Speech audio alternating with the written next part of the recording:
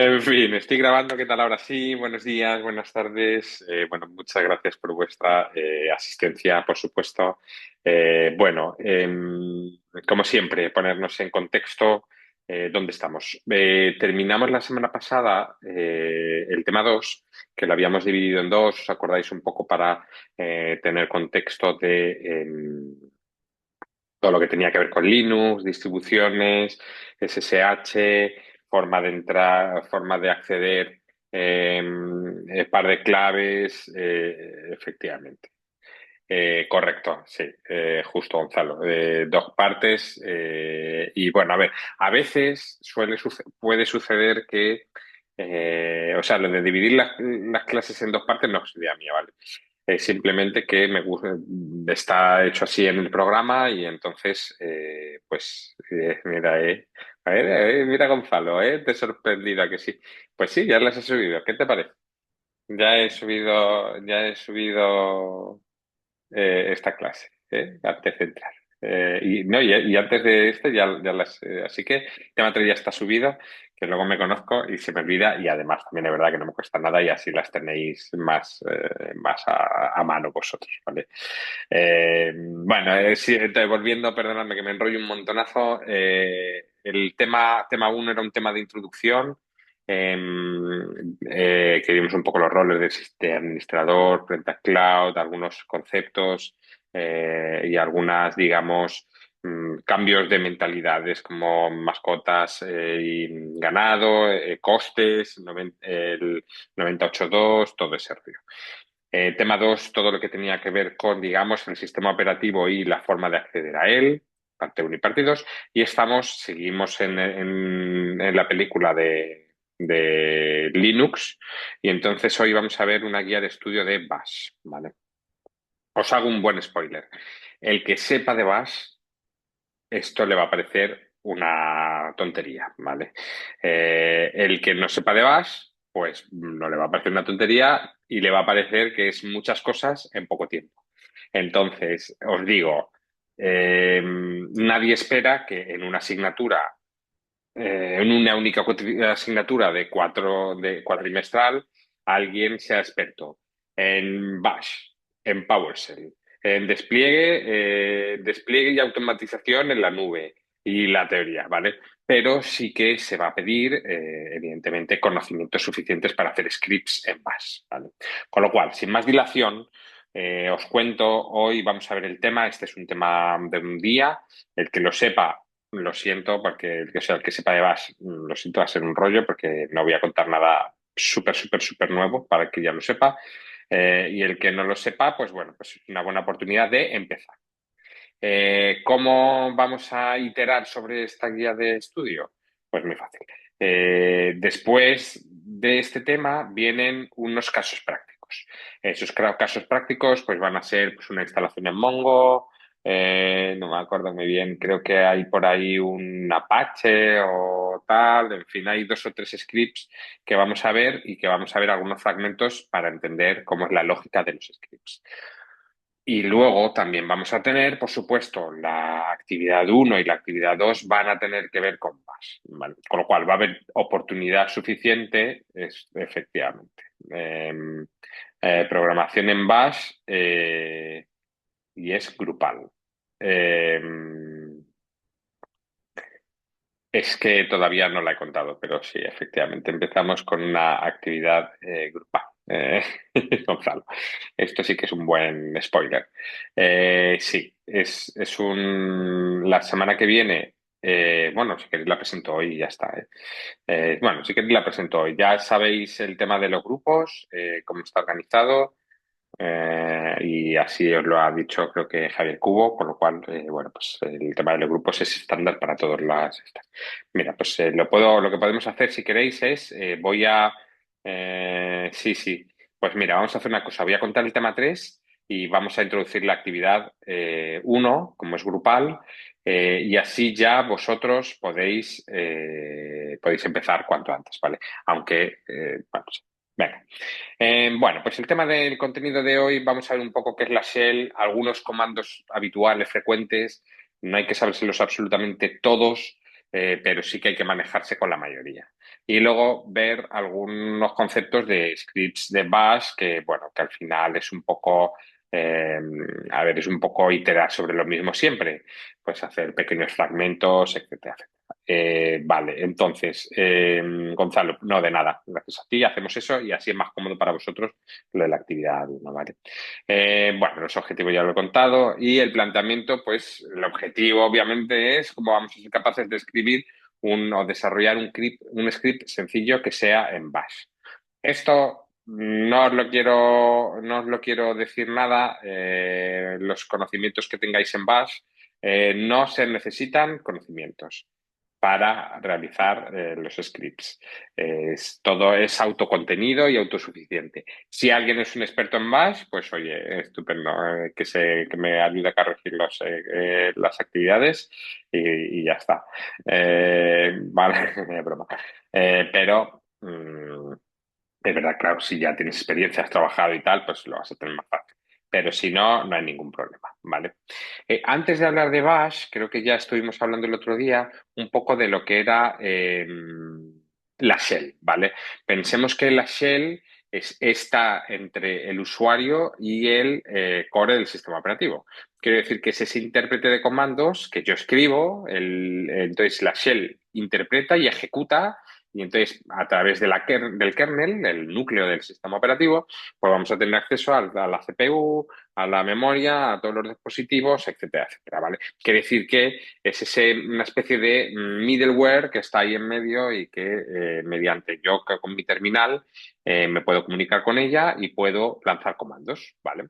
Entonces, tiene dos partes. Una es ejecutar esos comandos, pues un copy, pues un PS, lo que sea, y luego también es un intérprete de comandos y un lenguaje de programación, que es decir, que exactamente lo mismo que podemos hacer en Python, pues se puede hacer o en Java, pues se puede hacer en Bash, ¿vale? Lo que pasa es que, bueno, normalmente se utiliza Bash, pues bueno, es digamos el estándar de facto, por lo menos para máquinas Unix, Linux, ¿vale?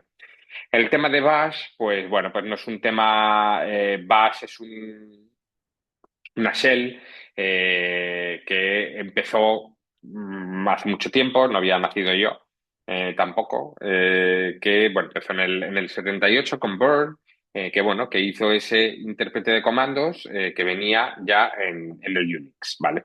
Esto quedó medio olvidado, el pobre Burn, pues se quedó ahí descontinuado en los laboratorios de Bell y bueno, fue Brian Fox el que retomó esa base del shell de Born y entonces pues como retomó la base y le hizo un poco renacer, pues de ahí viene el Bash, the Born Again Shell, ¿vale? Pues como el shell de Born renacido, ¿no? En fin. Trabajó un montón, trabajó con él, sentó la base y sobre todo luego ya fue Chet Ramey el que empezó a desarrollar, a evolucionarlo, a darle estabilidad y a darle pues un poco de empaque, ¿no? Ahora mismo, pues ya sabéis que Bash es el intérprete en todo el Linux y en Mac, con lo cual, bueno, es un estándar de facto y, bueno, pues en Windows, para los nostálgicos que les gusta usar Windows, pero no quieren usar Bash, pues, bueno, pues ahí está un proyecto que no sé cómo irá porque yo ya lo tengo muy olvidado eso, que, bueno, que se llama el Cygwin. No sé cómo irá, pero bueno, es una especie de emulador que hace que puedas ejecutar Bash en Windows, ¿vale? Los modos de ejecución, la gran mayoría de lo que voy a contaros vais a poder extrapolarlo a cualquier lenguaje de programación, ¿vale? Porque no deja de ser un intérprete de comandos y un lenguaje de programación, ¿vale? Lo que pasa es que aquí tiene digamos, la particularidad que tiene, digamos, enchufe con el kernel, ¿vale? Que puede ejecutar y que tiene acceso a algo que realmente en condiciones normales no podríamos tener acceso, ¿vale? Los modos de ejecución, pues lo podemos dividir entre interactivo y no interactivo. Pues imaginaros, interactivo es cuando se puede interactuar y Bash pues me va preguntando, introduce J, introduce y introduce tal, y tú, y él va haciendo su magia en el script, ¿vale? El no interactivo simplemente es que yo tengo un script, puede estar programado o no programado, y yo lo ejecuto, y entonces no espera nada de mí. Em, Normalmente, para que os voy a engañar, pues lo normal es que sea un script, no, o cuando estamos hablando de automatizaciones, pues que sea no interactivo, ¿vale? Y en el que tú, cuando estamos automatizando tareas y eso, lo normal es que se lance ese script y no esté ahí el ese, porque entonces sí tengo que estar yo controlando el script, ¿dónde está aquí el ahorro de trabajo, ¿no? Entonces, bueno. Otra clasificación o diferenciación de la shell es el modo síncrono y el modo asíncrono, ¿vale? El modo síncrono es en el que se escribe un comando, se ejecuta y hasta que no termine no se lee el siguiente. Sin embargo, el modo asíncrono es en el que se va leyendo y no se espera a que se ejecute el siguiente, sino que se van ejecutando uno detrás de otro.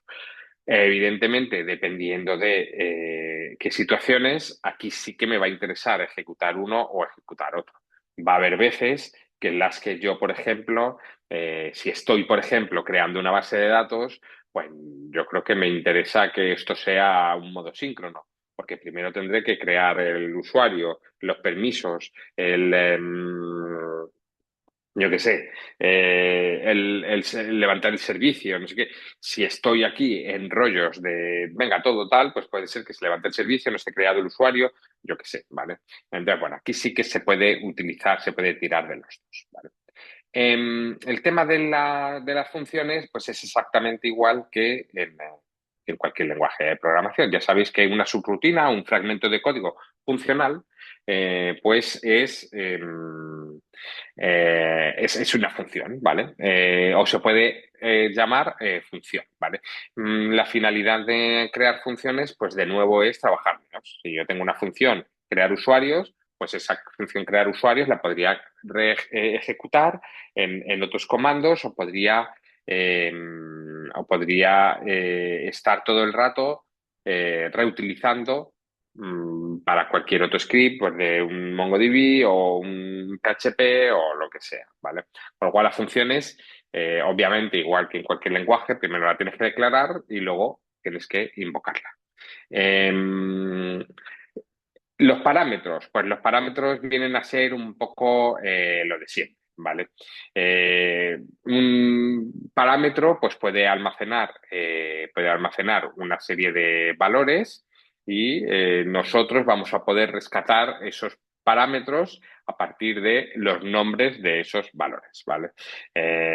No os voy a contar nada, no os voy a contar nada especial si os digo que cualquier identificador pues se puede llamar un parámetro. Hay parámetros de entrada y parámetros de salida, ¿vale? Esto es una obviedad, ¿vale? Las variables, ya sabéis, y aquí lo pongo, porque me imagino que vosotros ya lo habéis sufrido, las variables tienen un ámbito, dependiendo de, digamos, hasta dónde, un ámbito de acción, ¿no? Si yo tengo un script que se está ejecutando y ese script que declara y trabaja con variables y esas variables están declaradas como locales, cuando el script termine, pues esas variables desaparecerán y esos valores desaparecerán. Sin embargo, si yo estoy trabajando con unas variables de ámbito global, cuando se trabaje con esas variables, las modifico y cuando el script muera, pues yo seguiré trabajando y esas variables seguirán estando ahí vivas, ¿no? Algunos conceptos relacionados con ¿me sirve instalar el WSL install? Perdona, que te leo ahora, Gonzalo. ¿Para qué? ¿En qué? Es que no sé cuánto lo has escrito eso.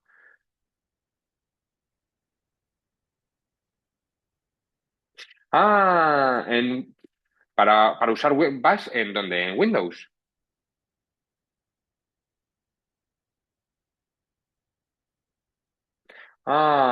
Pues yo creo que sí que se puede hacer con WSL install y así te puedes instalar subsistema de Windows para Linux, no sé qué, no sé cuánto.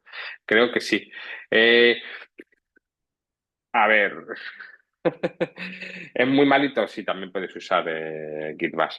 Eh, es muy malito. A ver, es que yo creo que cuando estás en Windows, trabajas en Windows o con PowerShell. Y cuando estás en Linux, pues con Git Bash tienes suficiente. No necesitas, o sea, no merece la pena. Creo que no merece la pena.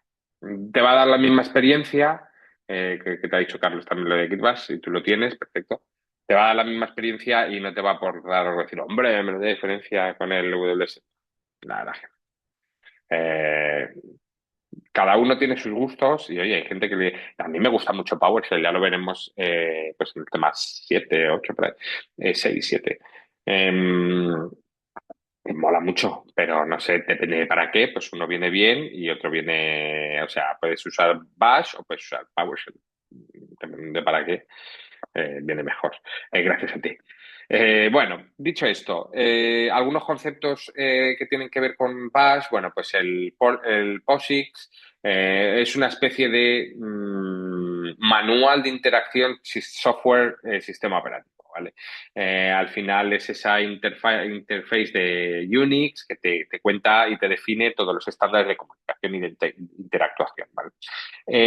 Luego, los comandos built-in son los comandos que están internos en la shell, ¿vale? Que no hay que ejecutar un programa, digamos, externo para que funcionen, ¿vale? Obviamente, pues al estar implementados y ser internos, pues son sorpresas, son más rápidos y porque no tienen que ejecutar el programa y no tienen tiempo de carga, obviamente, ¿vale?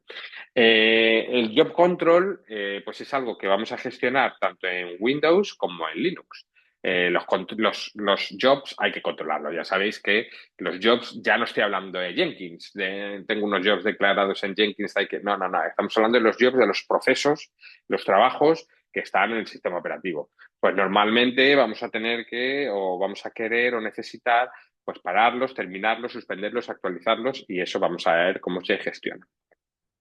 Y luego, un identificador es un name que es, pues ya sabéis que tiene letras, que tiene números, que tienen guiones bajos y bueno, pues suelen empezar pues con una letra y bueno, pues es el identificador que nos va a permitir identificar pues variables, ¿vale?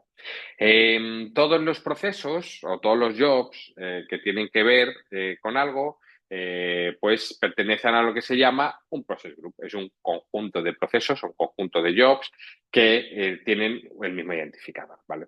Ese identificador que tienen se llama Process Group ID, ¿vale? El PGID. Que no es lo mismo que el PID, que es el Process ID, ¿vale? Esto es el Process Group ID. Y luego un token es lo que se considera pues la unidad atómica en el shell, ¿vale? La unidad en una secuencia de caracteres que se considera una unidad. Normalmente pues es una palabra o un operador. Hablando de estos operadores, pues hay algunos, muchos, la buena noticia es que muchos son muy parecidos a otros lenguajes de programación. Por ejemplo, pues el punto y coma pues es para hacer esa ejecución secuencial que hemos visto antes de comandos, ¿vale? Para hacer la ejecución, digamos, no secuencial, pues hacemos un ampersand, ¿vale? De tal manera que así la shell no espera y se pueden ir ejecutando otros comandos, ¿vale? Hay algunos, y este es muy útil, recordar que el dólar interrogación es el valor que devuelve el último comando. De tal manera que yo ejecuto algo y no hay que declararlo ni hay que hacer nada con él, sino que simplemente se ejecuta algo, no sé qué, y yo, después de lo que se ha ejecutado, en el dólar interrogación, tengo ese valor. Puede ser un true, puede ser un false, puede ser un número, puede ser lo que sea, ¿vale? Y se queda de forma nativa, guardado en dólar interrogación. Evidentemente, si yo ya ejecuto otro comando después, pues será el del otro comando que se ha ejecutado después, ¿vale? Quiere decir que no hay un dólar interrogación 1, dólar interrogación 2, dólar interrogación 3, no. El dólar interrogación es el último comando que se ha ejecutado, ¿vale? trabajar con AND y con OR, pues a veces nos vienen bien, pues ya sabéis el tema de condiciones, si quiero esto y esto, o quiero esto o esto, pues el AND y el OR lógicos, pues lo hacemos con un doble ampersand o con un doble pipe, guión vertical o pipe, o como lo llaméis vosotros. Eh, y luego, pues para hacer comentarios, pues tenemos nuestro querido hash en el que me escribes hash y escribes la explicación. Nos viene bien, en general, y ya sabéis, es una buena práctica utilizar el hash porque ayuda a la gente a seguir el código. Ya no os digo yo que, por supuesto, en los exámenes, pero digo en general, ya en la vida real, también viene bien poner unos comentarios de por qué estoy haciendo eso o por qué estoy haciendo otra cosa, ¿vale? Otros comandos habituales que tenemos, pues todo lo que tiene que ver con los directorios, ¿vale? Pensemos que vamos a necesitar para integrar, para crear scripts, pues manejar ficheros, directorios, datos de sesión, datos de usuario, contenidos de ficheros, pues un poco lo que viene en el sistema operativo, ¿no? Entonces, un poco eso va a ser lo que vamos a ver ahora mismo aquí, ¿vale? Insisto, esto está bien que empecéis a ver cómo se usa y cómo funcionan y todo eso, pero vamos a verlo en los scripts específicos y vamos a entender un poco esa lógica de cómo se van uniendo y cómo se van sacando, digamos, comandos un poco más complejos, ¿vale? Todo lo que tiene que ver con los comandos del directorio, pues para montar, para mostrar la ruta, el camino del directorio actual, pues lo hacemos con pwd, para cambiar el directorio con cd, para ir al home con cd el guión torcido, para ir a la última ruta con cd guión y para subir al padre del directorio en el que estoy, pues cd punto. ¿Vale? Esto, pues también te digo que, también os digo que saber inglés, pues aquí viene muy bien y también va a venir muy bien en PowerShell, porque son muchas veces las abreviaturas de inglés, ¿vale? O sea, que no son letras que me he inventado, ¿vale? Por ejemplo, lo que tiene que ver con el listado de ficheros, pues para hacer el listado en general, pues ls, para listar ficheros y también pues carpetas y una información adicional, pues lo hacemos con AL, para hacerlo de forma recursiva con A y R mayúscula. De forma recursiva quiere decir, perdón, que yo hago una búsqueda, si yo hago un ls de un directorio me salen pues los ficheros y las carpetas, ¿no? Pero si yo hago un ls de forma recursiva, pues cada vez me hace el listado ese y luego se va metiendo en esas carpetas y me lista también el contenido de las carpetas, ¿vale? Quiere decir que eso es lo que quiere decir de forma recursiva, ¿vale? El tema del pipe lo vimos, son efectivamente. Esto ayuda un montón. Es decir, que hay que memorizar cosas, pues un change directory o un list o yo qué sé, lo vamos a ver un montón de ellos o que son, todo viene del inglés. Entonces, ya lo vais a ver. Eh, para Normalmente vamos a trabajar mucho con las canalizaciones o con los pipes, ¿vale? Entendiendo que casi todos los comandos que se ejecutan generan algo. Puede ser un true, un false, un número, una lista, un array, un algo, y entonces, pues el concepto que vamos a seguir aquí es que utilizando los pipes, la salida del comando de la izquierda va a ser la entrada del comando de la derecha y así sucesivamente, ¿vale? De tal manera que, por ejemplo, aquí lo que estamos haciendo es un ls y el mod lo que hace es que lo busca, lo muestra por pantalla el contenido, con lo cual mostraría el listado de ficheros de forma recursiva. Si lo que queremos hacer, en vez de montarlo por pantalla, es meterlo en un fichero, pues lo hacemos con un mallorquín. No tiene mucho esto. Lo que entonces hacemos el ls, se hace eso y lo mete en el fichero resultado.txt. Si queremos, en vez de hacer un listado general, queremos mostrar solo los que tienen una extensión en concreto, pues podemos utilizar asterisco punto y la extensión que queremos. Y si queremos mostrar unos ficheros de un directorio en el que no estamos en este momento, pues le cogemos el ls y le decimos el directorio que queremos mostrar el contenido en cuestión, ¿vale? Como os dije, Otra iteración más, pues tiene que ver con manejar esos ficheros, ¿no? Normalmente está muy bien, o sea, esas carpetas y está muy bien verlo, pero bueno, voy a querer también modificarlas o crearla, borrarla, lo que sea, ¿vale? Pues un RM, que puede ser un remove, un mkdir, que es un make directory, un rmdir, que es un remove dir, qué malo es. Eh, yo creo que no es buena idea, fíjate. Sí, Juan Diego, vamos a verlo ahora lo del asterisco. Sí, son comandos de sustitución que vamos a ver luego. Algunos sustituyen varios y otros sustituye interrogación. Muy bien visto.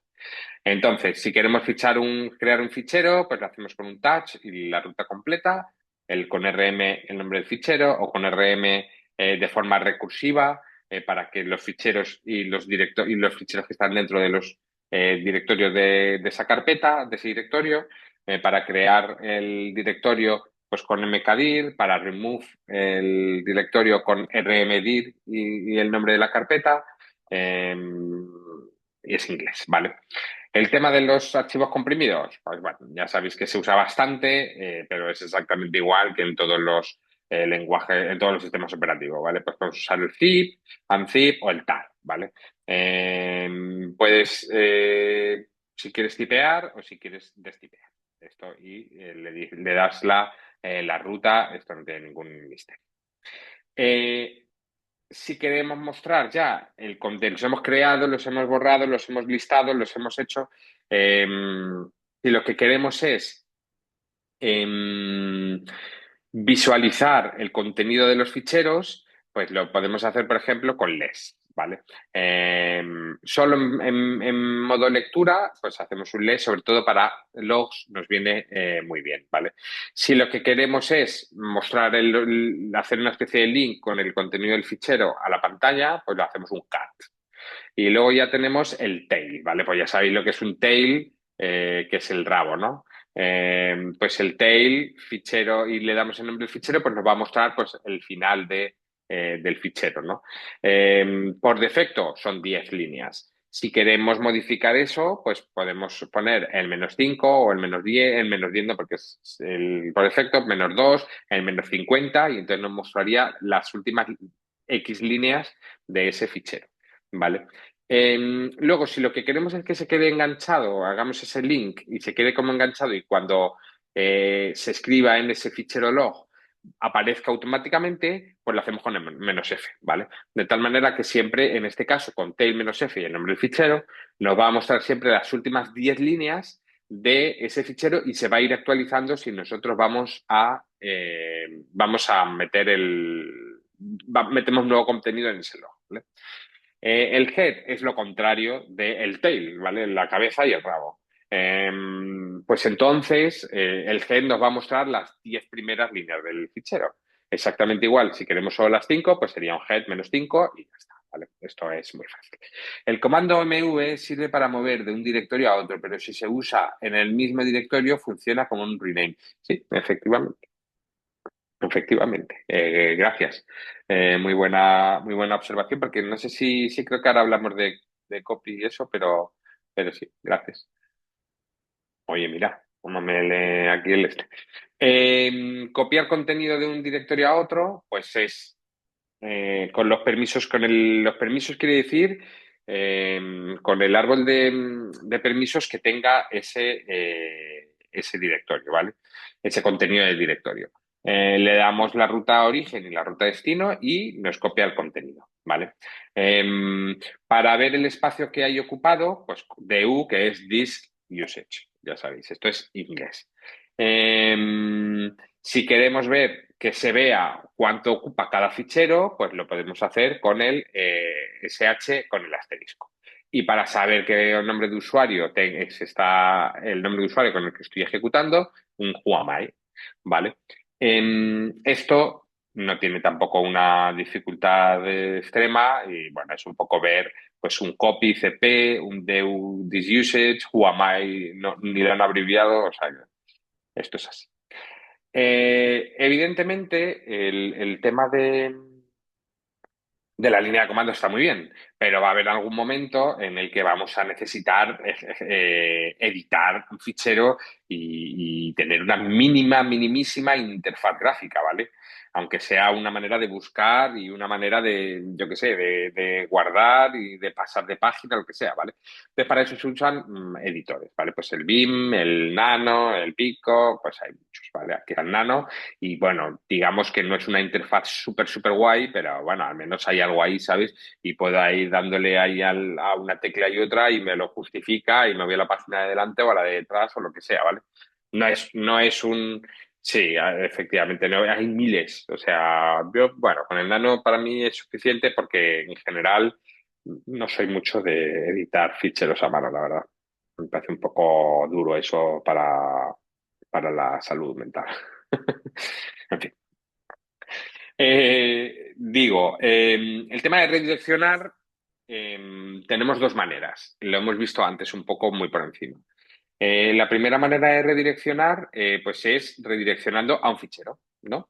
Simplemente se ejecuta algo y el contenido de esa ejecución lo metes en el fichero. Aquí tenemos dos opciones, el mayor y el mayor. Si usamos solo un mayor, nos va a sobreescribir lo que hay en el fichero en el contenido anterior. Y si usamos dos, nos va a escribir al final lo que hay, ¿vale? Nos va a ir añadiendo todo lo que hay, ¿vale? Con lo cual, dependiendo de lo que queramos, si queremos hacer ahí un borrado y de nuevas, pues estupendo. Y si lo que queremos es simplemente estar ahí incorporando contenido, pues lo hacemos mayor y ya está. Vale. Em, Otra manera de redireccionar es con las tuberías, con los pipes. Acordaros, los pipes, ya lo siento, que sea yo tan obvio y tan absurdo, pero bueno, me gusta contaros todo. De izquierda a derecha. La ejecución de la izquierda, lo meto en la derecha, lo meto en la derecha y al final el último es el último comando que se ejecuta es el de la derecha, ¿vale? De tal manera que aquí, por ejemplo, estamos haciendo un cat que lo que hace es mostrarnos el contenido del fichero sshd-config. El fichero sshd-config, creo que lo vimos precisamente el otro día, es el fichero que tiene la configuración de SSH.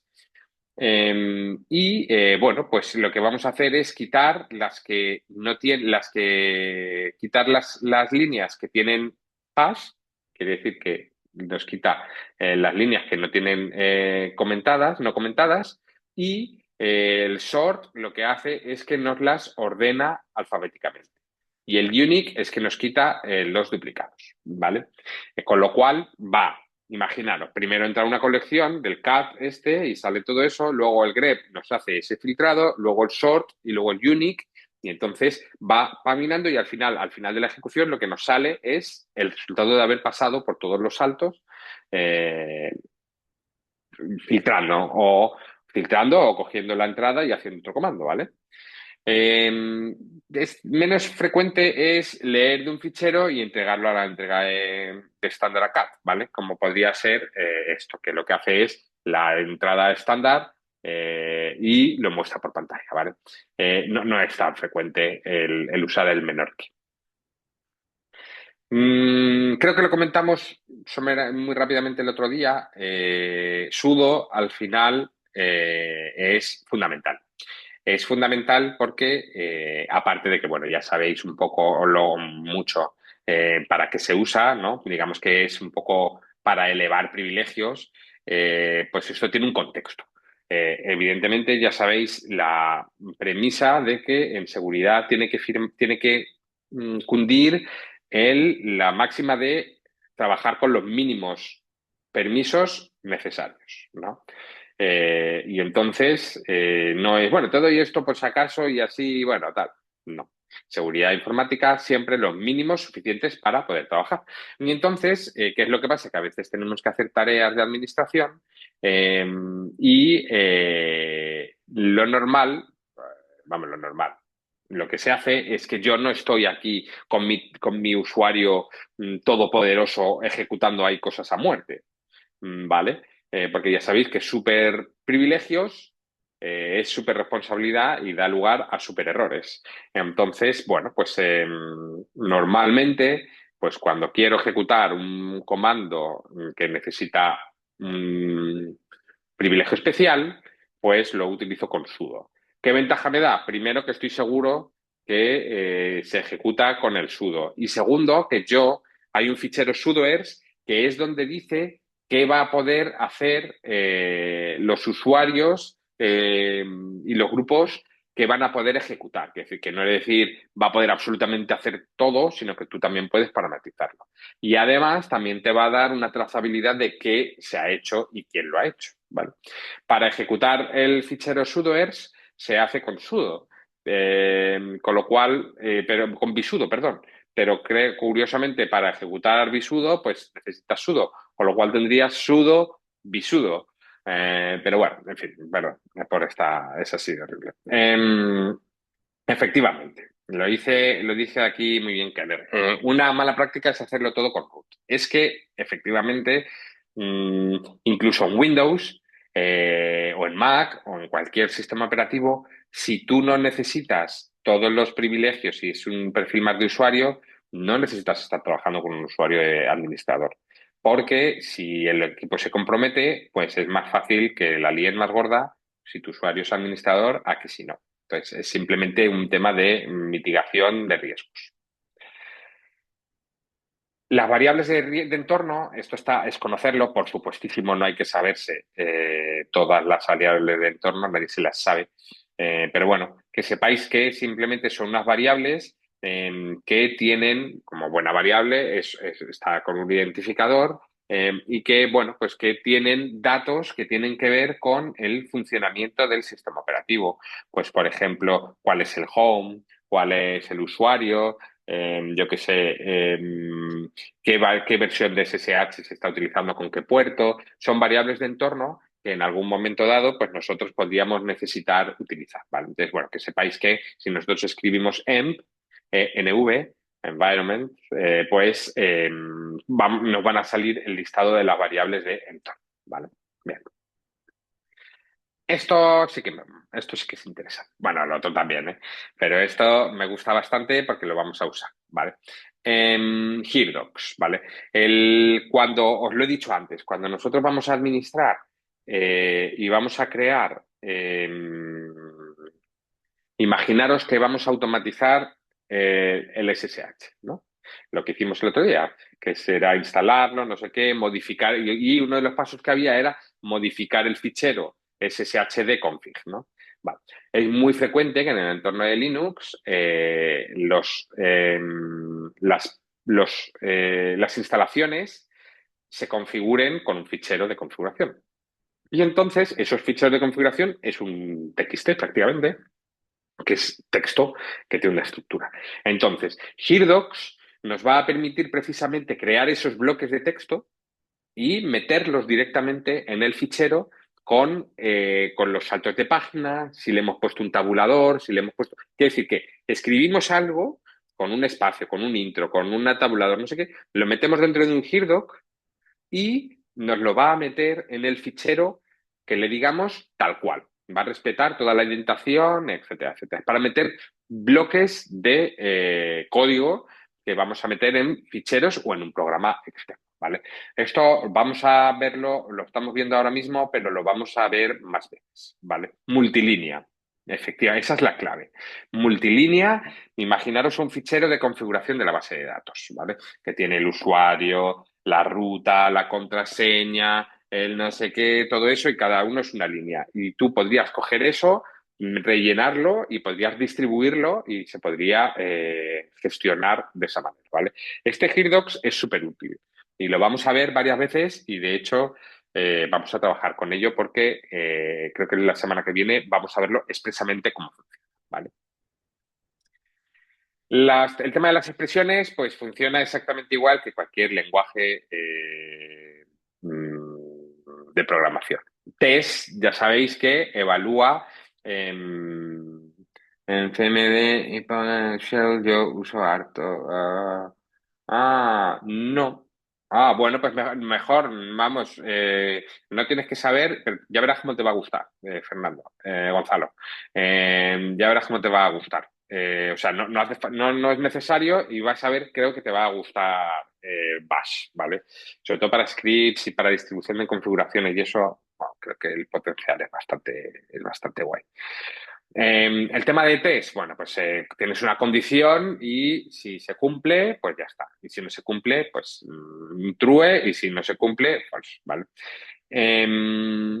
Aquí, ¿qué estamos haciendo? Pues si uno es igual a 2, pues ¿qué? Decimos mostrar dólar interrogación. ¿Os acordáis que os dije que dólar interrogación tenía el resultado de la ejecución del comando anterior? Y entonces, ¿qué es lo que pasa con test? Que devuelve obviamente true o false. Devuelve 0 si es verdadero y 1 si es falso. Y entonces, ¿qué estamos probando aquí en la primera línea? ¿1 es igual a 2? No. Con lo cual, false. Con lo cual, 1. ¿Vale? La siguiente, 1 es igual a 1. Pues dólar interrogación, sí. Entonces, como es verdadero, 0. ¿Vale? If exactamente igual, podemos meter una condición, un test dentro de un if y ya está, ¿vale? Bueno, podemos hacer mil millones de cosas, pero bueno, iremos viendo, sobre todo lo que vamos a hacer es para meter un poco, pues eso, condicionales de entrada en variables, en parámetros, etcétera, ¿vale? Aquí, pues si uno es igual a uno, entonces muestra igual y si no, pues muestra diferente. ¿Vale? Esta tablita, bueno, pues no hace falta sabérsela del todo, pero sí saberse manejar con ella más o menos, ¿vale? Las expresiones de test, pues no solo tienen por qué ser un número igual o no igual, también podemos utilizar, sí, está al revés. Es que les gusta complicar un poco la vida, no vaya a ser que sea todo igual y nos relajamos. Entonces, para que nuestros cerebros estén un poco atentos, pues aquí está al revés, efectivamente. Con lo cual, más expresiones de test, pues si un fichero existe, si un fichero existe y además es un directorio, si es un link o si es un pipe, si existe y además tiene permisos de lectura, etcétera, etcétera, pues para eso utilizamos es la palabra en inglés, ¿vale? Y luego hay algunos que nos pueden, sobre todo los que son, bueno, los que son iguales, pues igual, igual y exclamación igual, eso ya sabéis que es igual para que uno sea igual o otro sea distinto. Eh, pues para el EF es para ver si dos ficheros enlazan al mismo fichero, si un fichero es más nuevo que el otro, newer than, older than, en fin, es un poco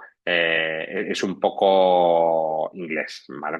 Esto, o por ejemplo, si dos enteros son iguales abajo a la derecha, pues equal. Cuando estamos hablando aquí, por ejemplo, de mayor, menor, pues igual. GE, GT, LE, LT, NE, pues greater equal, greater than, lower equal, lower than, not equal, ¿vale? Es inglés, no igual, igual, no igual, mayor que, ¿vale? Para negar una condición, quiere decir que cuando algo se dé, negarla, pues lo hacemos con exclamación, igual que otros lenguajes, y lo que vimos, el ampersand, doble pipe, el and y el or lógico, ¿vale? Va. Los metacaracteres, pues esto es bastante interesante. Me parece que lo dijo Juan Diego antes.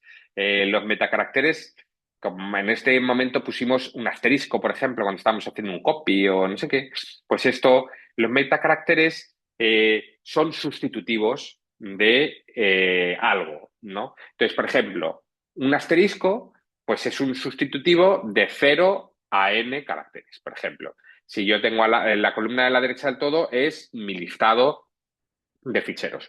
Si yo quiero mostrar todos esos ficheros, si hago un ls-l y un file asterisco, pues va a mostrar mi file, va a mostrarme también file 1, también me va a mostrar file new. En el file sustituye a 0, en el file 1 sustituye a un carácter y en el file new pues sustituye a 3 caracteres. ¿Vale? Si lo que queremos es que solo se sustituya a un carácter, pues entonces lo hacemos con una interrogación. De tal manera que ponemos el file interrogación y nos mostraría el file 0 y el file X. pero no nos mostraría el file new, ¿vale? Porque solo sustituye a uno. Luego está el tema de los rangos. Si queremos darle un conjunto ya definidos, lo hacemos corchete ABC. Entonces aquí es sustituye A, sustituye B y sustituye C, nada más. Si le damos un rango de la A a la Z o de la J a la Z, pues es un rango. Y con números igual, del 0 al 9, pues, o del 0 al 100 o lo que sea, y nos busca esos, nos sustituye esos caracteres. Si en vez de hacer una lista blanca, hacemos una lista negra, de lístame todos menos los que contengan A, B y C, pues entonces lo que vamos a hacer es listar con ponemos el corchete, la exclamación y metemos los comandos, los caracteres que queremos que no entren dentro de esa búsqueda, ¿vale? Para hacer, para hacer el listado del directorio home del usuario que está ejecutando ese comando, pues lo hacemos con el guión torcido, ¿vale?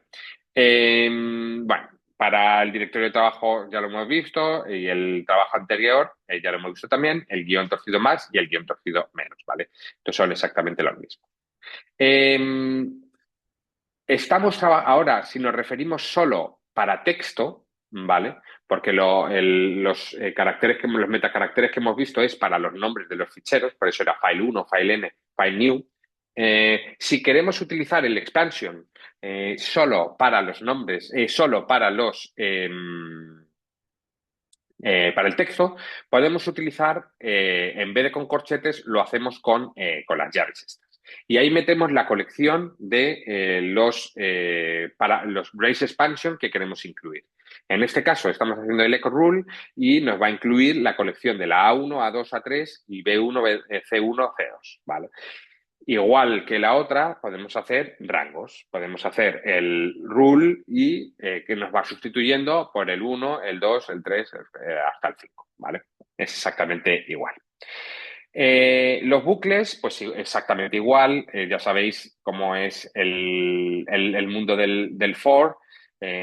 Pues si para tantas veces, pues hacemos una condición, entonces se hace una acción y si no, hacemos una acción y cerramos con el DAO, ¿vale? Esto no tiene... ¿Cómo se va iterando? Pues la ejecución línea a línea, pues tenemos un punto de inicio, una acción y un final. Cuando hacemos el for, pues tenemos un inicio, una condición. Si esa condición es true, se hace una acción y se vuelve. Y si es false, pues salimos. Y luego cuando tenemos un condicional if, pues podemos incluir un false acción A y un false acción B, ¿vale? Esto es exactamente igual. El tema de los scripts de Bash, bueno, pues un poco, ¿os acordáis que el tema la semana pasada vimos las buenas prácticas para escribir scripts en general, ¿vale? Bueno, pues aquí un poco ya ahondando en las particularidades de Bash, pues vemos que, bueno, pues siempre va a empezar con un hash exclamación y la ruta donde está el ejecutable de la shell. Nosotros siempre vamos a trabajar con Bash, con lo cual el shebang, que se llama, es el /bin /bash, ¿vale? Viene bien añadir comentarios y, bueno, y también viene bien contemplar una salida digna del script, ¿vale? Porque si no podríamos crear scripts que se quedan pululando en los procesos. Esto no nos mola. Los scripts al final son ficheros o podrían ser ficheros ejecutables, de tal manera que yo ejecuto simplemente script.sh y se ejecutan, pero para eso hay que habilitar el flag de ejecutable del archivo que contiene el script, que es un .sh. Con lo cual lo haríamos con un chmode, de nuevo, change mode, y le añadiríamos el flag de ejecutable al fichero que se llama script.sh y nos permitiría invocar ese fichero en línea de comandos y se ejecutaría el script que hay dentro, ¿vale? Bien. Esto es justo lo que estamos haciendo aquí. Tenemos aquí, hemos hecho un cat del script.sh y vemos que lo primero que tiene aquí es el shebang, luego un comentario que dice script de prueba y lo que nos hace es un echo hello world y un pwd y nos lista y ya está. O sea, no es un script especialmente complicado, ¿vale? Em, Existen algunos, igual que existen variables de entorno que definen, digamos, el funcionamiento de la sesión, también existen los scripts del sistema, ¿vale? Estos son scripts que se ejecutan durante el arranque del sistema de Linux, ¿vale? Vamos a tener, pues, estos no hay que memorizarlos, pero sí conocerlos, pues el barra etc profile se ejecuta durante el inicio de sesión y nos carga todos los datos de la sesión y todos los parámetros, ¿vale? Son los scripts automatizados, pues en el que, digamos, configura un poco la sesión y los parámetros que nosotros mismos hemos gestionado. ¿Se pueden modificar? Sí, pero acordaros que son scripts de arranque, son sensibles, sensitive y, bueno, en general no se recomienda salvo que se tenga muy claro que se quiere modificar, ¿vale? Con lo cual, nos llega la solución. ¿Cómo desarrollar un script sencillo en Bash? Bueno, pues ya sabéis, exactamente el mismo approach que antes. Por pasos iterar, de problemas más sencillos a más amplios y añadir comentarios, empezar con problemas pequeños a más grandes, usar funciones para que podamos reutilizarlo y podamos entenderlo, etcétera, etcétera. Si pongo los scripts en esos directorios de arranque, ¿ya se ejecutan automáticamente? No. Es buena pregunta y esa magia molaría bastante, pero no sucede. No simplemente por ponerlo en esa carpeta se auto ejecutan automáticamente. Veremos cómo hacer la planificación de scripts. Creo que si no en el tema que viene, en el siguiente, cómo hacer esa planificación y cómo llamar a esos scripts planificadamente. Pero desgraciadamente no es tan sencillo como eso. Estaría bien. Sería una buena feature, pero no. Eh, si os parece bien, como os dije, voy a enseñaros vamos a comentar la actividad 1, ¿vale? Efectivamente. Te creía que se me había olvidado, ¿eh? Podría ser perfectamente que se me hubiera olvidado, pero no.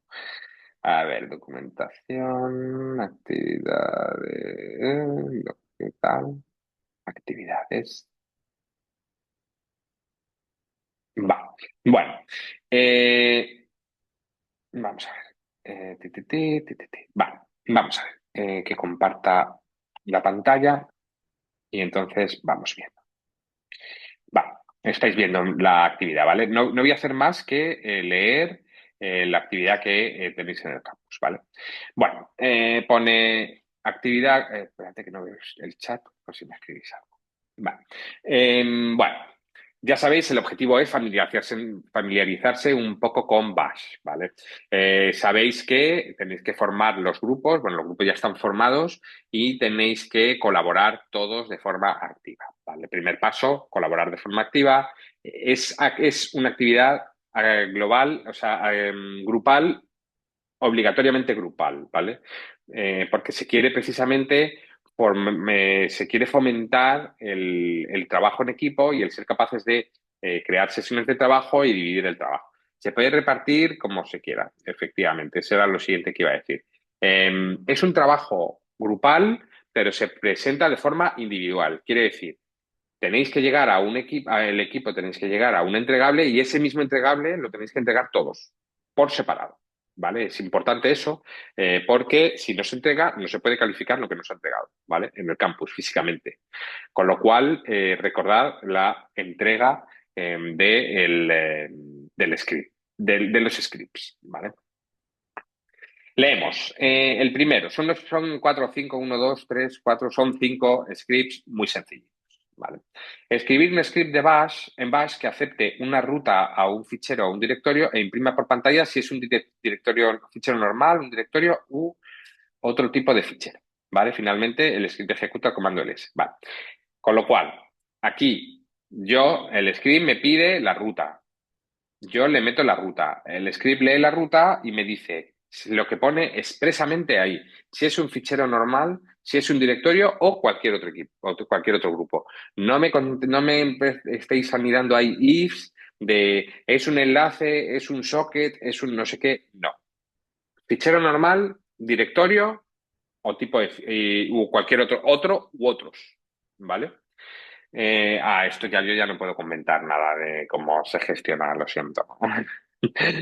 Em, eh, y después de hacer esa calificación de los ficheros, hacemos el LS, ¿vale? Y ya está, en formato largo. Siguiente. Dice, escribir un script que ejecute cierta acción en función de la extensión de un archivo que recibe como parámetro. De nuevo, se ejecuta el script y me dice, mándame el nombre del archivo. Si se trata de un JPG, entonces ese archivo se copia en la carpeta fotos.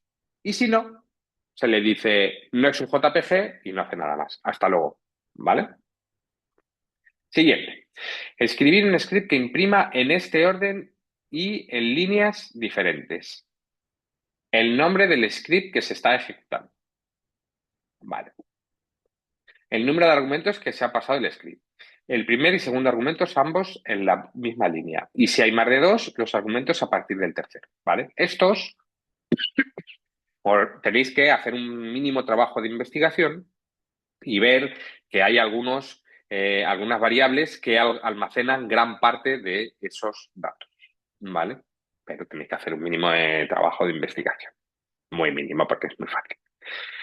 Otro, escribir un script que copie un archivo sobre otro, garantizando que solo reciba dos parámetros. Quiero decir, los dos parámetros es el archivo 1 y el archivo 2. Y lo único que tienen que hacer es copiar el archivo 1 al archivo 2. Sí, ¿vale? No necesito orfebrería. Eh, Otro, escribir un script que renombre todos los ficheros con extensión JPG del directorio actual. Recibe por parámetro, quiere decir que mándame o que sea interactivo o que yo al invocarlo le meto en la línea de comandos. Pongo script.sh menos fichero 1 menos fichero 2, ¿vale? Es decir, que o lo puedes meter en la línea de ejecución o lo puedes que lo pida. Cuando se ejecuta el script, va ejecutando si te dice introduzca el primer parámetro, lo introduces, lo lee, introduzca el segundo parámetro, lo introduces y lo lee, ¿vale? Puedes hacerlo en modo interactivo o que sea en la línea de comandos. Eso ya como queráis, ¿vale? Muy buena pregunta, Cristian.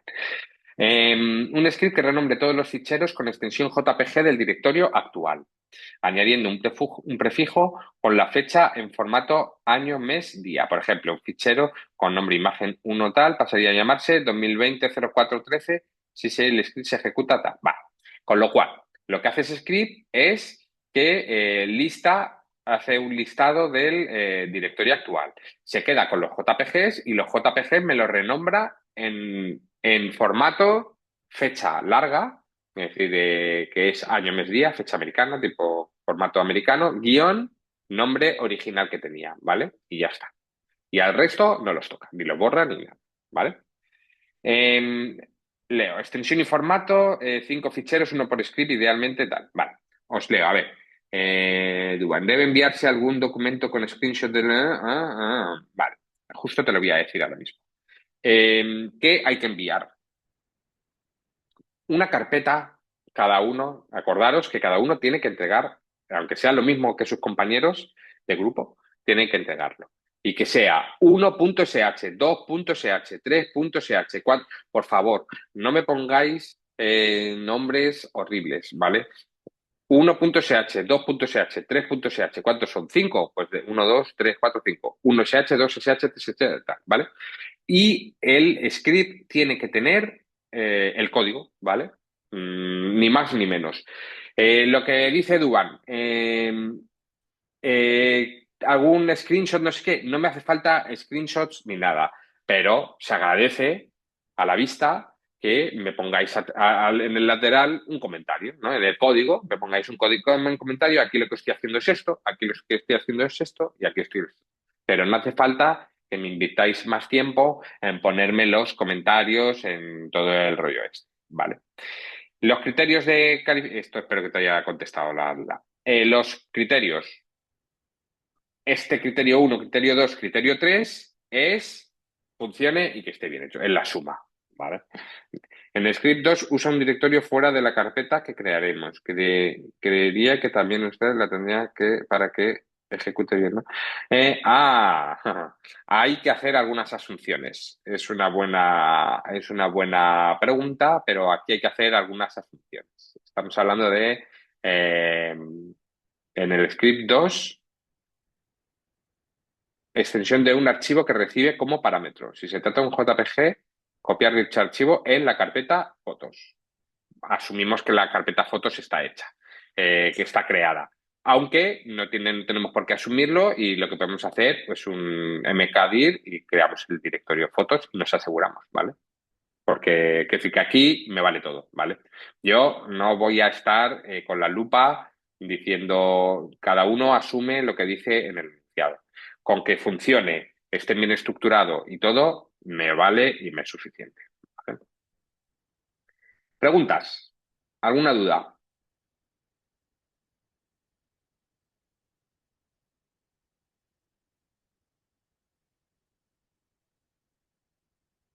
Vale. Bueno, ya tenéis los grupos. Me alegro, David. Ya tenéis grupos, ya sabéis, ya la hemos leído la actividad. Eh, con lo cual, la presentación lo ha mencionado al principio de la clase Gonzalo, me parece. Creo que el día 15 es cuando hay que entregarla. Gracias, Gonzalo. Qué atento. Eh, eh, Se puede hacer todas las asunciones que queramos, ¿vale?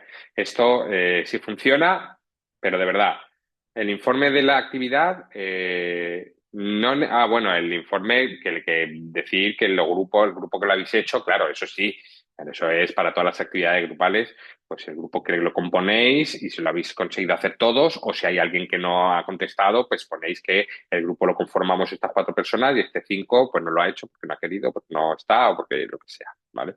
Eso sí, gracias, Jimmy. Buena idea. Buen recordatorio, ¿vale? Muy bien, pues jóvenes, la semana que viene creo que ya tenemos la clase, mismo sitio, misma hora, como siempre. Lo metemos en el zip, sí, sí, sí, perfecto. Lo metéis en el zip, cada persona hace su propio envío, ¿vale? Con 1 SH, 2 SH, 3 y el informe, ¿vale? Y eso me ayudaría bastante y ya está. No os quiero hacer perder más tiempo ni con capturas, ni con explicaciones, ni nada. Con que lo hagáis bien y me pongáis los comentarios, me es suficiente, ¿vale? Bueno, pues nada, jóvenes, que paséis muy buen fin de semana, porque ya se puede, hoy es mañana, empieza. Cuidaros mucho y nos vemos la semana que viene y un saludo a todos. Cualquier cosa me decís en el chat como siempre. Un saludo. Chao.